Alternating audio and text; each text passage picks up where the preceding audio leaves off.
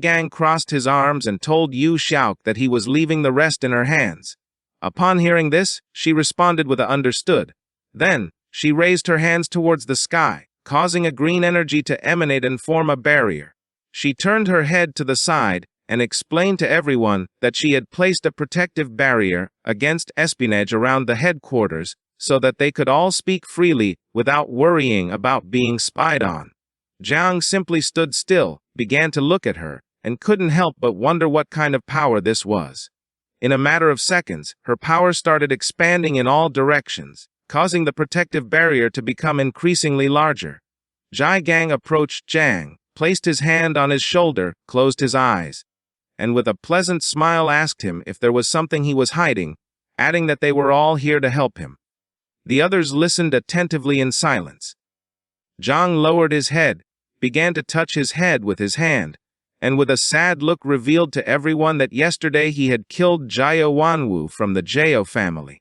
Although he had completely eliminated the traces and the body of him, he wasn't sure if the Jiao family had other methods of investigation and tracking. Upon hearing this, everyone was shocked. Jang began to look at Jang with a terrified expression and asked him if he had really eliminated a member of the Jiao family. Gang reached out his hand towards him, started looking at him with a surprised expression, and asked him if he had killed Jiao Yuanquan's grandson, the cultivator who was in the 8th stage of Hangiu. Su Bailing couldn't help but be shocked and started wondering how strong Jang was to have killed a member of the Jiao family. Jang, who was touching his head with his hand, upon seeing their expressions, thought that he had now caused problems for everyone. Gang began to look at Jang and explained to everyone that it was well known that the Jiao family had committed many evil acts.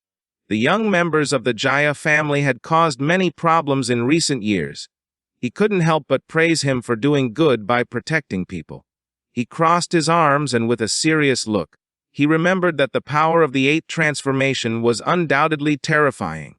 But according to what he knew, his last grandson was Jiao Yuanwu, the most incompetent and least favored of him. That being said, it was possible that old Jiao Yuanquan would not personally intervene. Jane Tang, who had one hand on her waist, extended the other towards him and started looking at him with a determined gaze. She asked him not to worry because if the Jiao family sent someone, they the night watch would protect him since they were not weak. Jang began to look at Gang with a pleasant gaze and couldn't help but smile and feel happy.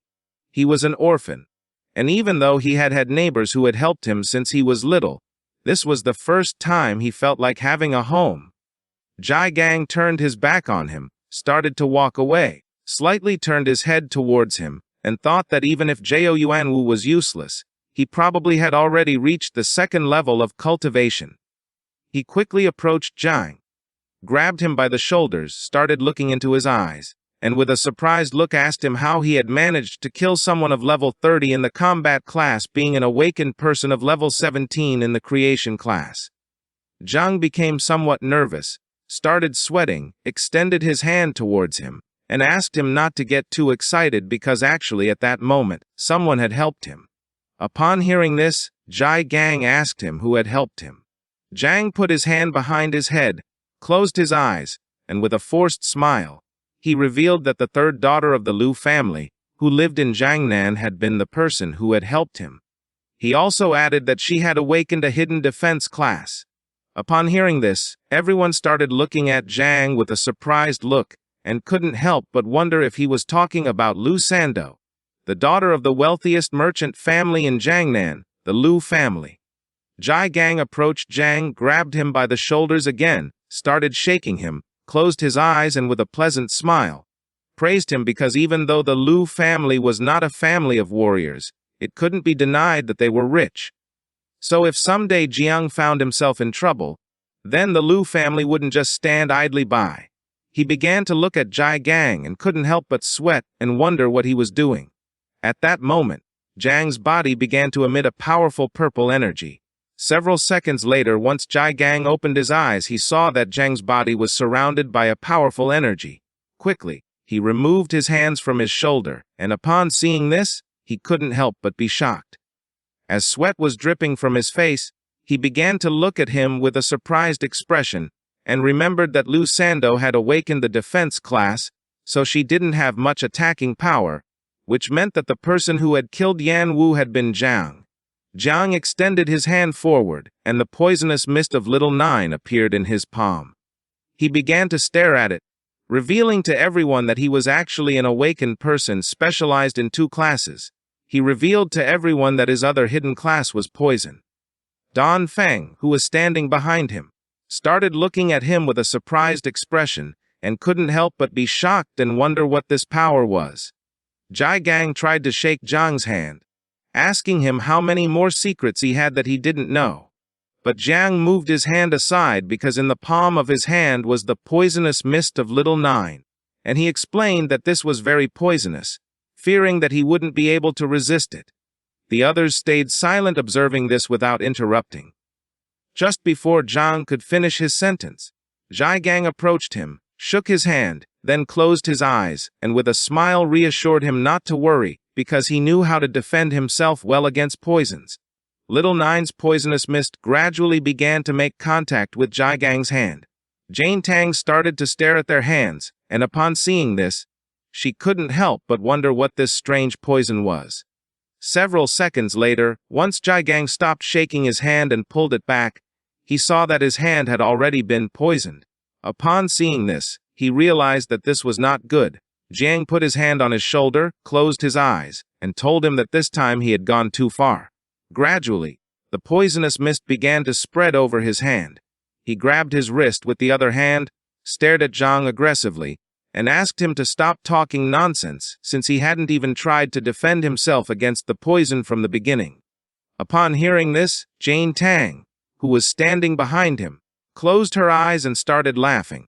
Meanwhile, on the other side, Chu Billing sat near Jai Gang's hand and began staring at it intently while wondering what this poison was.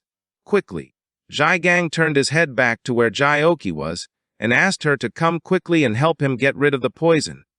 Jai Oki, who had one hand extended to the side, deactivated the barrier, causing the energy to slowly disappear. She put her other hand near her mouth, closed her eyes, and while laughing she responded to him with a yes. Jang reminded him again that he had told him that this poison was very strong. He sat on the couch, and while he had one hand resting on his knee, he extended the other where he had the poison to the side. Jai Oki approached him, closed her eyes, and with a smile she placed both hands near his hand and using her power, began to heal him.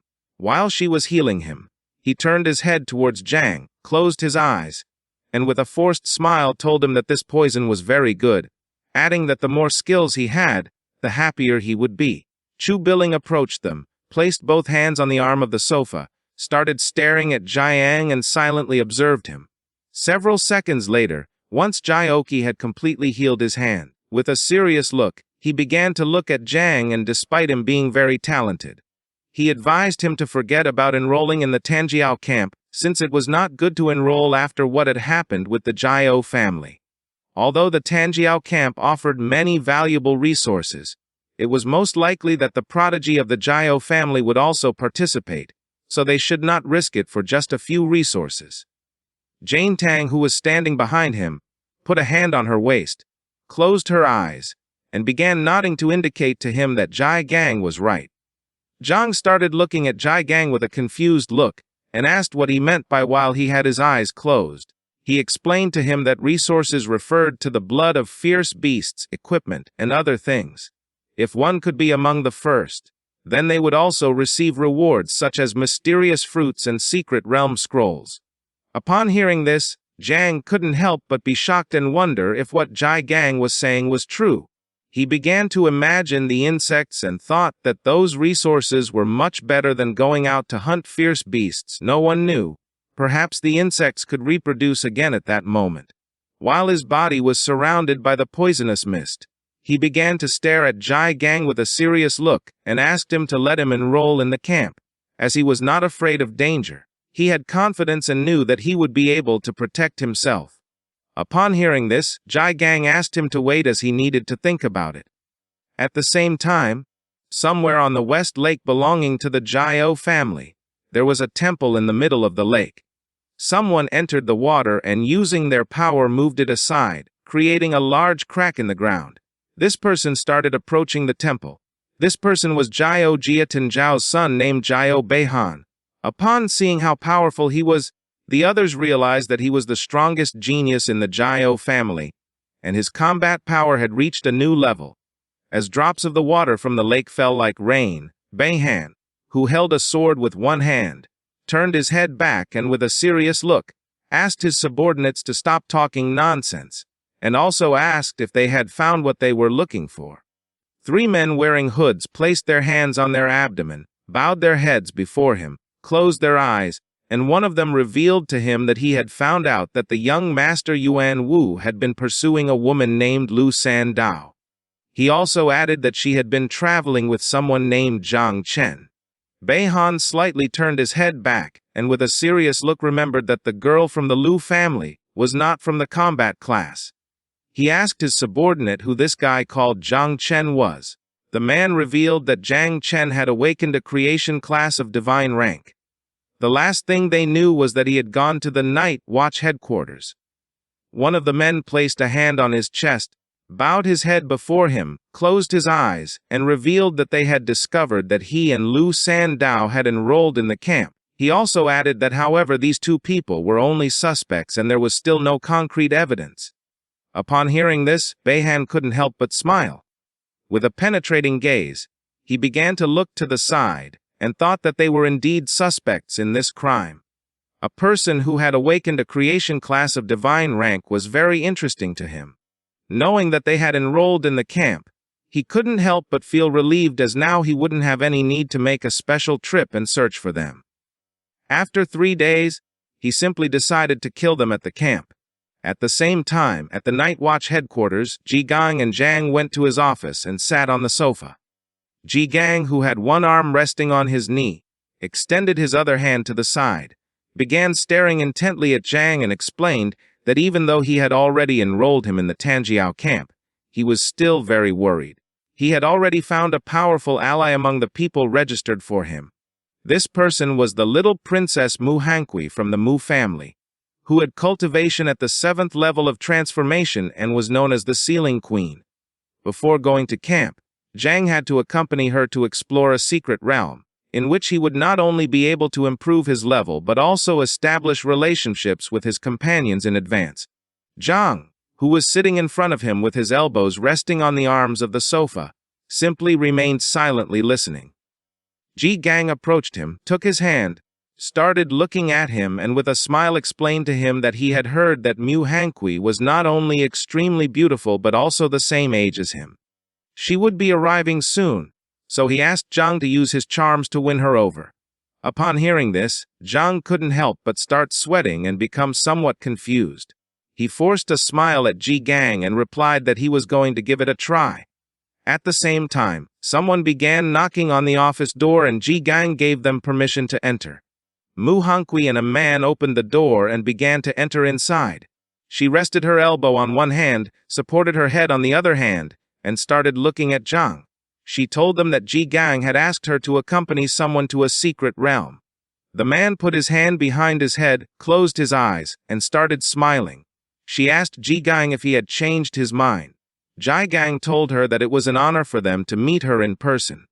Mu Hanqi crossed her arms and began to look at the ground, feeling somewhat confused. The man started touching his head and smiling. Seeing this, Zhang couldn't help but wonder what was happening. Both stood up.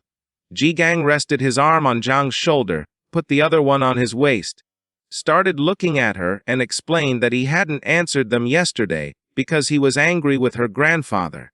But today he was willing to accept this, but with a special condition. That condition was that she had to take Zhang Chen with her. Upon hearing this, Zhang's expression changed drastically. He couldn't help but be somewhat surprised and start wondering what was happening. Mu Hanqi placed her hand on her hip and as she walked towards them, she told him that she had already given him the level 30 Secret Realm scroll. After saying this, she asked if he still wanted to impose more conditions. Ji Gang, who had his hand resting on Zhang's shoulder, told her that everyone had their own conditions. Upon hearing this, She thought that he was looking for someone reliable to level up with since Jang couldn't enter a secret realm lower than level 50. She came to the conclusion that they were looking for her for this reason. The man put his arms behind his back and with a smile, he began to walk towards them in silence. She approached Jang, started looking into his eyes and asked him what level he was and what class he had awakened. He began to look at her and with a calm voice, he explained that he was level 17 and had awakened the creation class. Upon hearing this, she placed a hand on her waist, started pointing at Jang with the other hand, looked at him disdainfully, and upon seeing that he was a level 17 novice of the creation class, she called him trash. Jang couldn't help but get angry and think that she was a spoiled brat. Jang exploded with rage, clenched his fist tightly, and with a hateful look, he prepared to teach her a good lesson. He called her an empty-headed brat and asked her to show more respect since Jang had awakened a hidden divine rank. Seeing this, the other man grabbed him by the hip, closed his eyes, and with a forced smile asked him to calm down, explaining that Hangiu's boyfriend had just left her and that's why she was behaving this way.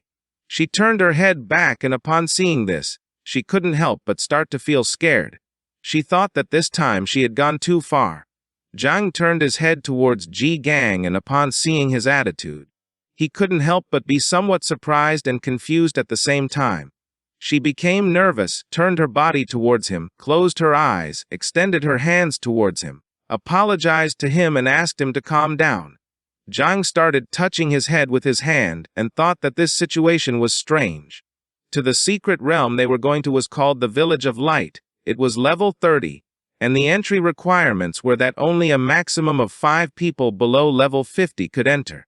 The conditions to complete this secret realm were to eliminate all the monsters, kill the boss, or destroy the sacrifice altar. Several hours later they arrived at the portal. Dan Feng, who had one hand on his waist, turned his head towards them, and with a serious look asked everyone to listen carefully. This time he was going to be the leader. He asked everyone to remember that if they accidentally separated or found themselves in danger, then they should immediately return to this teleportation point. Although the probability of this secret realm becoming unstable was low, caution had to be taken in case of any eventuality. Everyone had to return here immediately and leave the secret realm. Hangiu, who had her arms crossed, began looking at him with a smile as she silently listened. Shu Bailing approached Jang, reached out his hand towards the portal, closed his eyes and with a smile told him that a level 30 secret realm scroll cost at least 1 billion. Jockey, who was holding onto her elbow with her other hand, also stayed silent listening. Hangiu, who had her arms crossed, turned her head back and started looking at Jang. She called him a newbie and asked him not to start crying like a baby after entering the secret realm because it would only hold them back. Jang simply started staring at her and remained silent. Everyone entered the portal. Shu Bailing turned his head back and with a smile, asked him not to worry as he would take care of protecting him. Jang began walking towards the portal, and despite this secret realm being only level 30, he had a strange feeling. This is the end of the video. If you guys want to see the next part, several minutes later, everyone entered the secret realm. Its interior was a green mountain full of trees and grass. In the middle, there was a mysterious village surrounded by snowy mountains. Everyone approached the summit and Chu Bul, who was at the back of the group, thought that this village was truly beautiful. He also asked why they couldn't see any monsters. Jiang simply stood silently observing the beautiful village.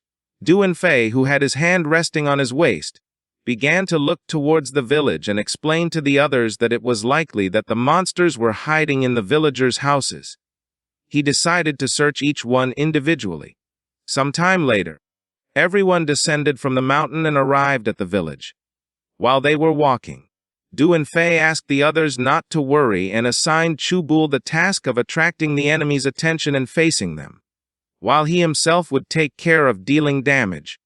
Little Q would be in charge of healing, and Jiang Chen and Hangiu would follow behind them. He asked the two not to lag behind. Upon hearing this, everyone responded somewhere in the village. There was a rock on which was written the Shining World. Emitting a strong and evil aura, Duanfei, Zhao Qi, and Jang approached the stone. Duanfei raised his hand to the sky, signaling them to stop. He realized that this stone was suspicious, so he asked them to be careful. Zhao Qi, who was standing beside him and holding the magical staff with both hands, explained that she disliked the atmosphere of this village a lot. She concluded that it had a dark nature. Jang simply remained still and didn't say a single word. Zhao Qi decided to first apply a purification buff to the village. She closed her eyes, extended her hand towards the sky, and her hand began releasing blue magic. The buff she had applied started spreading throughout the entire village. Jang brought his hand closer to his face, started looking at the magical dust, and with a surprised look thought that this buff was incredibly powerful since it not only cleared people's minds but also significantly increased their attributes and energy. At that moment, the wind started to blow and a cloud of smoke began to form. The sky changed color and turned red. The lights of the town turned on and an evil energy began to gather in the sky. They approached and couldn't help but be shocked and alert at the same time. This evil energy came from the stone. Duanfei quickly realized this and thought it was not good. He turned his head back and with a serious look, he ordered the others to run. Just before he could finish the sentence, the stone started absorbing him. Just before disappearing, he asked the others to stay away from the stone, and also gave them the order to call for reinforcements immediately since this was a mutation. A brilliant light descended to the ground just above the town, creating a magical barrier around it to prevent them from escaping. Several system windows appeared, warning everyone that this secret realm of level 30, called the Beautiful Town, had undergone a mutation and was now called the Village of the Dead. This secret realm was nightmare level, and the conditions to complete it were either to eliminate all the undead in the Village of Light or kill the final boss. The system left them a note: the light fades away, darkness flourishes, and that's when the door to the Kingdom of Death will finally open. The smoke dispersed everyone. Jang was teleported inside a house. As he read the system information, he realized that the secret realm had just mutated directly from normal level to nightmare level, and the others had also been scattered by the mutation. He couldn't help but be shocked while a drop of sweat was falling from his cheek. He remembered that this secret realm was level 30 and had nightmare difficulty. With his current level, fighting alone would be too dangerous. He recalled what Duanfeng had told him: if one accidentally got separated and found themselves in danger, they should immediately return to the teleportation point. Jang decided to listen to Duanfeng and decided to return first using the teleportation stone. Without hesitating for a second, he approached the wooden wall of the house and gave it a strong kick, breaking the wooden planks. But instead of finding the way out, he found himself in a room where there were lamps hanging from the ceiling, coffins on the floor, and on the wall there was a picture of an old man. Jang entered the room and after looking carefully, he realized that there was no way out, only coffins. Upon seeing this, he couldn't help but feel somewhat confused. The old man in the photo began to look at Jang and started to smile. He started to wonder if this was an illusion. He didn't know why the old man in the photo was smiling at him. At that moment, the lid of a coffin began to open, and someone with sharp claws started to emerge. Upon hearing the sound of the coffin lid, Jang turned his body towards the noise and with a confused look, began to wonder what was happening. Several necromancers opened the coffins and emerged. They started staring at Jang. According to the system, they were level 30 and had skills such as charge, decapitate, corrosion, among many others. Their main characteristic was that they were immune to normal physical attacks. The necromancers began to approach Jang quickly and prepared to attack. Upon seeing this, he assumed an offensive stance, raised his hand, and his hand started releasing the poisonous mist of Little Nine. While he watched as the necromancers were getting closer little by little, with a serious look on his face, he thought that if normal physical attacks had no effect on them, it was better to use poison. Just before the necromancers could make a move, Jang moved at an incredible speed, releasing the poisonous mist of Little Nine in the process. Within seconds, it began to spread throughout the room. After doing this, he left the house, took a leap, and landed on the roof of another house. In a matter of minutes, the necromancers came out of the house unharmed as if nothing had happened. He stood up, started staring at them intently and thought that indeed poison was also considered a physical attack, which didn't have much effect on necromancers. To deal with them, he needed to rely on the help of a mage. He had to find a way to meet Xiaoqi as soon as possible. While he was lost in his thoughts, Little Nine manifested herself. She clenched her fists and brought them close to her chest. She began to look at the necromancers with a hungry gaze, opened her mouth, and as drool was dripping from it, she asked him if she could devour them. Upon seeing that she had appeared and wanted to eat the necromancers, he couldn't help but be somewhat surprised. With a confused look, he asked her if she would be able to devour the necromancers. He also added that devouring was also considered a physical attack. The necromancers began to approach the house, while Little Nine's body was surrounded by a powerful aura. She started looking at them and explained to Jang that she was going to be able to eat them. For her, they were delicious. Jiang started looking at the necromancers and gave her permission to go ahead and try eating them. But he also asked her not to push herself too hard. If she found herself in trouble, he would help her escape.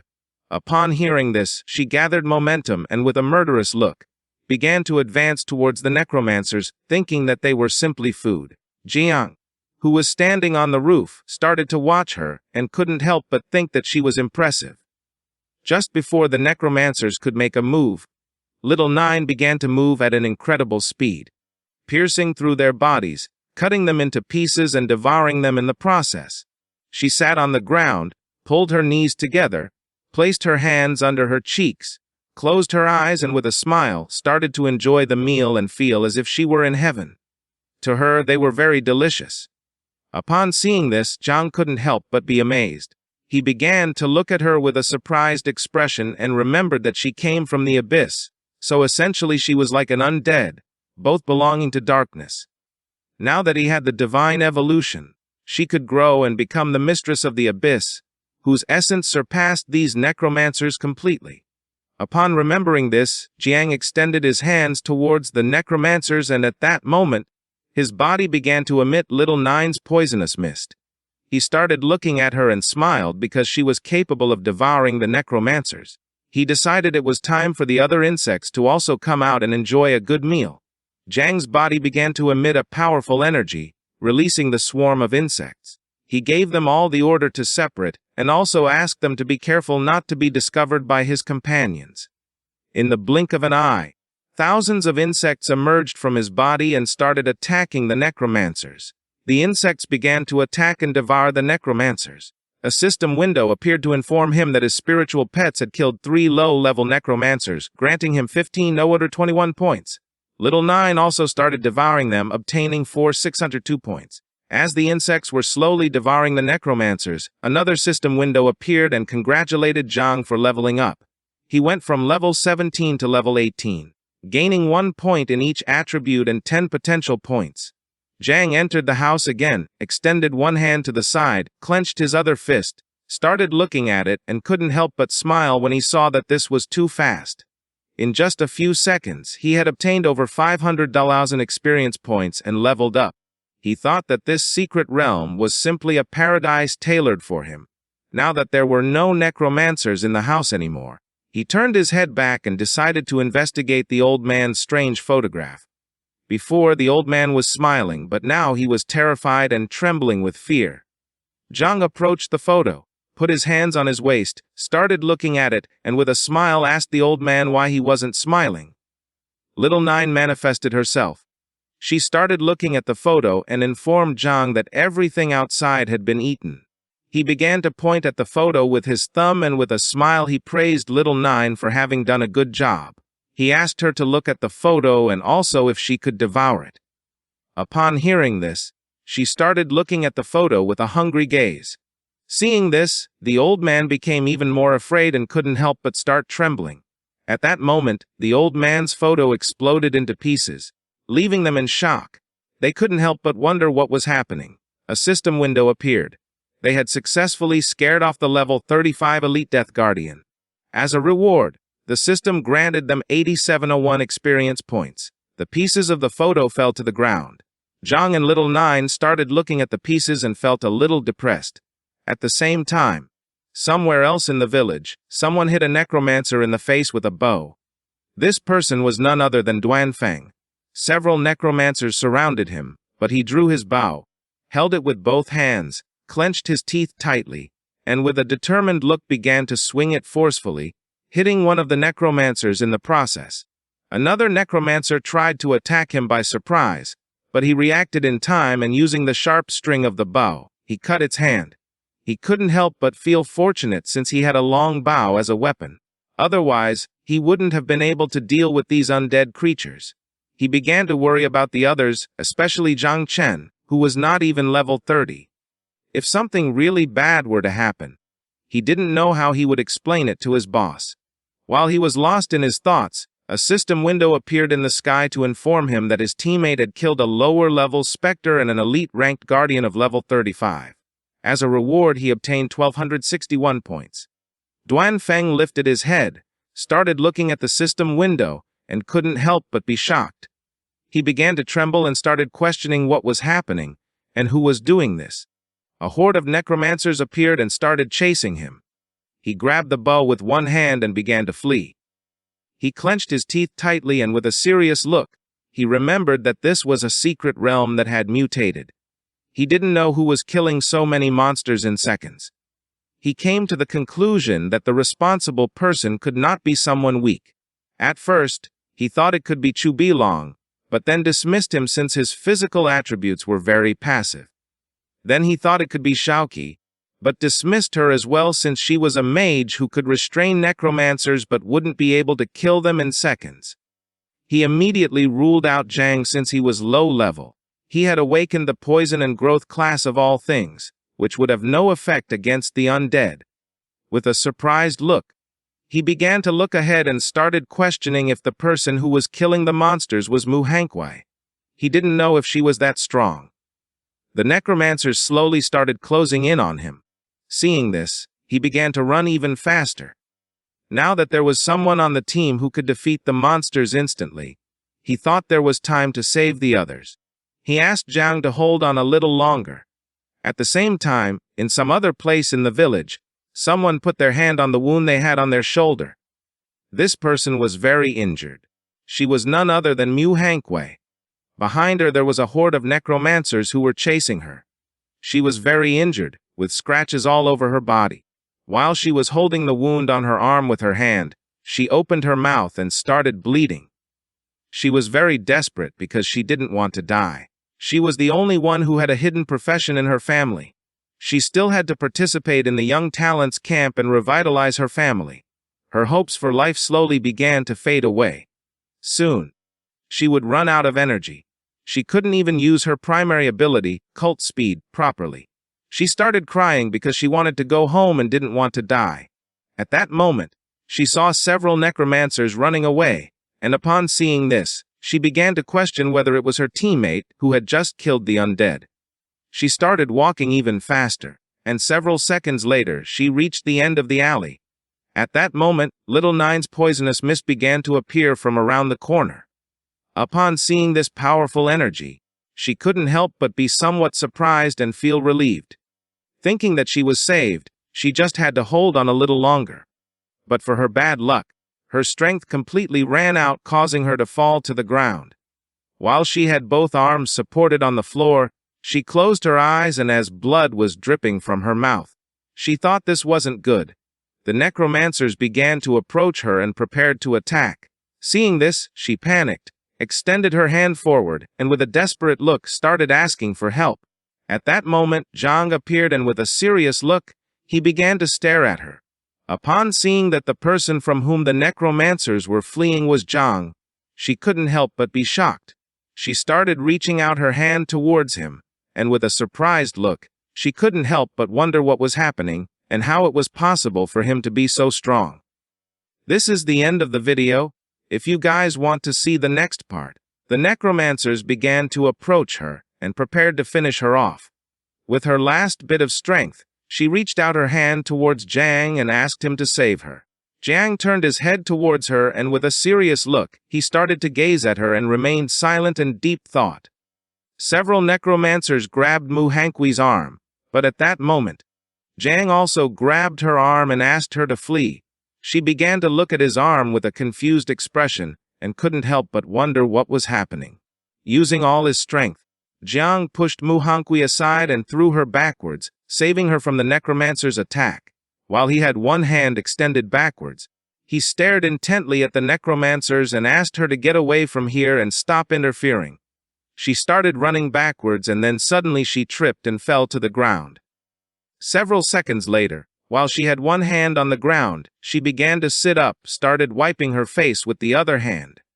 And while one eye was closed, she began to look at him with the other and thought that Jang Chen was crazy. A purple energy appeared, and upon seeing this, her expression changed drastically. She couldn't help but be shocked and started wondering what was happening. Jang extended his hand towards the necromancers, releasing a swarm of insects that quickly advanced towards them and began attacking, tearing their bodies into pieces. Mu Hongui, who was behind Jang, couldn't help but think that he was very handsome. In an instant, the insects killed and completely devoured the necromancers. While Jang's body was releasing Little Nine's poisonous mist, he simply remained silent.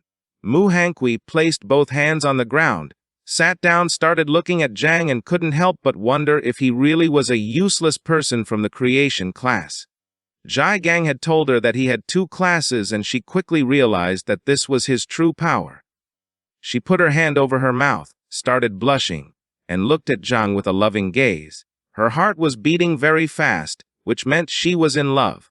30 minutes later, the others finally got rid of the necromancers and gathered somewhere in the village. Chu Billing placed both hands on his knees, started breathing heavily, and couldn't help but think that necromancers were very powerful. Duan Feng began touching his head with his hand, and with a confused look thought that this was very strange since he hadn't come across another necromancer since he had left that house. Jai Oki, who was holding the magical staff with both hands, turned her head towards them and asked Duan Feng if it could be possible that Mu Hongui had the ability to control necromancers. They also didn't know if she had awakened any hidden class, which was very strange for her too. She started pointing to one side with her finger, and, with a surprised look, drew the attention of the others and informed them that there were traces of a fight, which meant that the battle had ended recently. Chu Billing began to look in the direction she was pointing and couldn't help but feel somewhat confused. Duan Feng also started looking, but he was more concerned about Jang as he didn't know if he was okay. Not far from them were some remains of the necromancers, covered by Little Nine's poisonous mist. They approached the area and Jai Oki, who was holding the magical staff with one hand, stood there speechless upon seeing that these were indeed remnants of the necromancers. Duan Feng couldn't help but panic. He asked the others to quickly search for Jang, as if something were to happen to him, none of them would be able to take the responsibility. After this, the 3 dispersed throughout the village and began searching for Jang. Several minutes later, they started following the traces and turned a corner. Upon seeing what was in front of them, they couldn't help but be shocked. Duan Feng was in shock. He couldn't believe what his eyes were seeing. Jai Oki was somewhat surprised and began to wonder what was happening.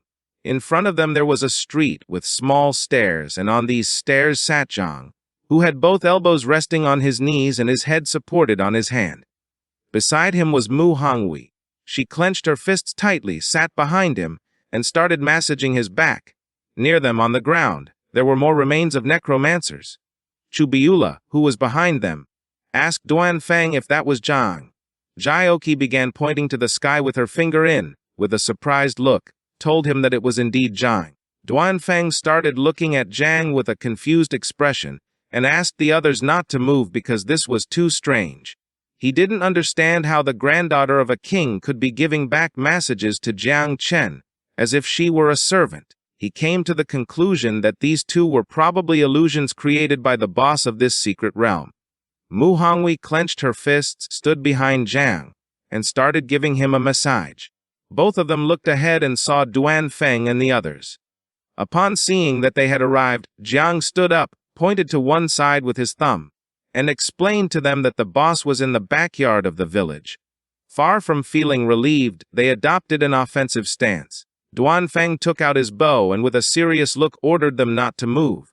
Chu Bila clenched both fists and prepared to attack. Jai Oki tightly held the magical staff, stared at Jang, and asked him to answer the question they were going to ask first. Upon hearing this, Jang and Muhangwi couldn't help but feel somewhat confused. She stood up, positioned herself in front of him, extended her hands to the sides, looked at them with a serious gaze, and told them that if they wanted to harm Jang, then they would have to step over her dead body first.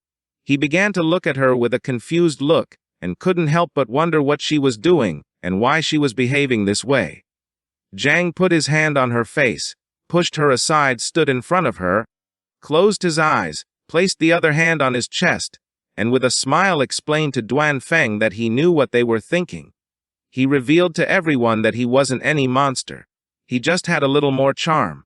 They didn't respond, and upon seeing this, he told them that their boss was named Jai Gang and Aunt Tang cooked very well. Jaioki approached him, placed both hands on his chest, and asked if he was injured. He started touching his head with his hand, closed his eyes and began to smile. Subulin couldn't help but feel relieved to see that he really was Jang and wasn't hurt. On the other hand, Duan Feng remained somewhat confused. Mu Hongwei, who was hiding behind Jang, grabbed his cloak with one hand and, while blushing like a tomato, asked the others not to be angry with her, because she was just being obedient. Jang turned his head towards her, and with an angry look asked her to tell the truth and stop lying. Upon hearing this, Jaioki was somewhat surprised as she did not expect this from him. Duan Feng began to smile and thought that he really had the skills to conquer women. Shu Bulin also started to smile and thought that he was hopeless. Jang began to feel overwhelmed and with a shout, told them that it was enough already. He also asked if they didn't want to defeat the boss. In response, the others started to smile and changed the subject by saying yes. Sometime later, they arrived at the backyard of the village. With a determined look, Jang gave a strong kick to the door, while the others simply remained silent. They opened the door and started entering the backyard. In front of them stood the boss of this secret realm, who was giant and had a murderous gaze. It slightly lowered its head and began staring fixedly at Jang. A system window appeared and informed everyone that this boss was called the God of the Undead, had a boss rank, and was level 40. Jang raised his head and began to stare at the boss, silently contemplating. Everyone started looking at the boss and couldn't help but be shocked. With a serious and determined look, Duan Feng revealed to them that this was the level 40 boss. He also asked them to be careful as he would attract its attention first. He assigned Mu Henku with the task of protecting Jang. He also asked Jaioki not to forget to use the buff and advised her to be careful with the boss's attacks. They couldn't be reckless. They had to try to ensure their own safety while attacking. They had to be very careful because this was no game. The boss simply started looking at them and remained silent, and several seconds later it began to move. Seeing this, Duan Feng asked the others to be careful as it was moving, and also ordered them to separate. But to everyone's surprise, instead of attacking, the boss crouched down, rested its elbow on the ground, and prostrated itself before them, leaving everyone in shock. The boss's body began to tremble. Duan Feng was dumbfounded, and with a surprised look he started wondering what was happening. Su Bailing was also astonished. He was surprised because he didn't know why the boss was begging for forgiveness. Jang took a step forward, extended his hand towards the boss, and his body began to emit Little Nine's poisonous mist. They were all injured, so he decided to take care of the boss.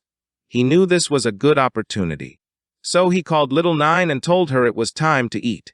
In the blink of an eye, Little Nine manifested in the form of the insect mother. She opened her mouth and prepared to devour the boss. It lifted its head, looked to one side, and upon seeing this, it couldn't help but be shocked. Little Nine began to devour the boss while Jang simply remained silent and started smiling. Several system windows appeared. He had killed the boss called God of the Undead, and as a reward the system granted him 76, 60, 90 experience points. Little Nine also transferred her 31,224 experience points to him. Thanks to the experience points, he went from level 25 to level 26. Each of his attribute points improved, and he also obtained 10 potential points. In the blink of an eye, she completely devoured the boss, and her poisonous mist began to return to Jang's body. Another system window appeared and congratulated everyone for defeating the boss and completing the secret realm called Village of the Undead. The system started calculating the reward. Seeing that Jang had defeated the boss, Duanfeng and the others quickly realized that he had also instantly killed all the necromancers in the village. Jang put his hand behind his head, closed his eyes, and with a forced smile, he explained to them that it had been a coincidence that his poison could eliminate the necromancers. The system finished calculating the rewards and a mission status window appeared. Donfeng, who was level 49, received a C rank evaluation. Shu Bull, also level 49, received a D rank evaluation. Xiaoqi, who was level 46, received a D rank evaluation. Mu Hankui, who was level 36, received an E rank evaluation. And finally Jang, who was level 26, received a SSS rank evaluation. A medal appeared in the sky, and upon seeing it, everyone was surprised. They had successfully cleared the secret realm called Village of the Undead, which was level 30, and had a nightmare difficulty. The system evaluation was SSS rank. As a reward, the system granted them the Dead Soul Medal, a special item that could be equipped and withstand one deadly attack. It was an item already bound to them and couldn't be transferred or sold.